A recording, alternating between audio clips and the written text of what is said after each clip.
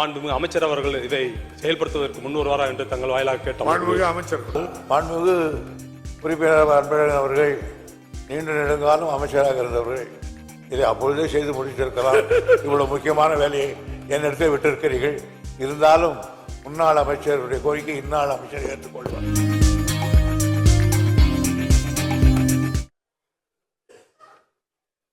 பேரவைத் தலைவர் அவர்களே, தருமபுரி மாவட்டம் பாலக்கோடு சட்டமன்ற தொகுதியில் அமைந்திருக்கின்ற சின்னாறு அணையில் இருந்து அணை நிரம்பி வரக்கூடிய உபரி நீருக்கு இடையிலே மாரண்டள்ளி அணைக்கட்டு இருக்கிறது. அந்த அணைக்கட்டிலிருந்து 420 கனஅடி தண்ணீர் மட்டும் செல்லக்கூடிய கால்வாயாக செங்கன் பஸ்லாவ் ஏரிக்கு செல்கிறது. அந்த செங்கன் பஸ்லாவ் ஏரியிலிருந்து கொண்டசாமநல்லி ஏரி வரை 14 ஏரிகளுக்கு செல்லக்கூடிய வாய்ப்பு.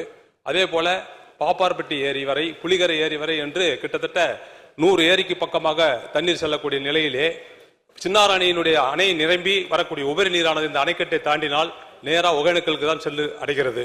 ஆகவே இந்த 420 கனஅடி கொள்ளளவு கொண்ட அந்த கால்வாயை 1000 கனஅடி கொண்ட கொள்ளளவு கொண்ட கால்வாயாக மாற்றினால் தண்ணீரானது உபரி நீரானது அந்த ஏரிக்கு செங்கன் பஸ்லாவ் ஏரிக்கு செல்லக்கூடிய நிலை உருவாகும். அப்படி உருவாக்குகின்ற பட்சத்திலே அனைத்து ஏரிகளுக்கும் தண்ணீர் செல்லும்.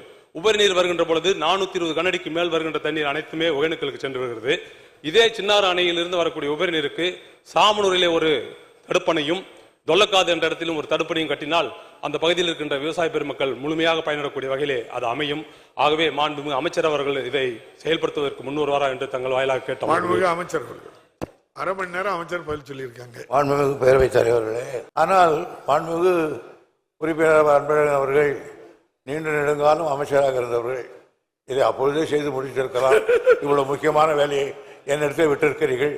இருந்தாலும் முன்னாள் அமைச்சருடைய கோரிக்கை இந்நாள் அமைச்சர் ஏற்றுக்கொள்வார். மாண்புமிகு உறுப்பினர் எழிலரசன்.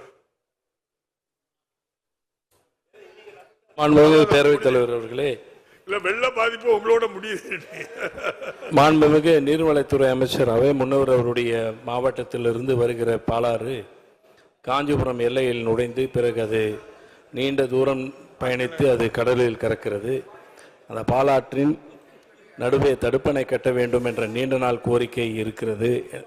பேருந்து பிறந்தக அண்ணாவின் மண்ணின் மீது அவர் மிகுந்த அக்கறையும் கொண்டவர், அன்பும் கொண்டவர். எனவே அதை பரிசீலித்து விஷால் கிராமத்தின் அருகில் பாலாற்றில் தடுப்பணை கட்ட முன் வருவாரா என்று அறிய விரும்புகிறேன். மாண்புமிகு அமைச்சர் பதில் சொல்லியிருந்தாங்க. எல்லா உறுப்பினருடைய ஒட்டுமொத்த கோரிக்கை ஆங்காங்கு நீர்வளத்தை பெருக்குவதற்கு தடுப்பணை கட்ட வேண்டும் என்பது. அதை நான் முழுக்க ஏற்றுக்கொள்ளுகிறேன். நானே பரிசுத்தமாக பார்த்திருக்கிறேன்.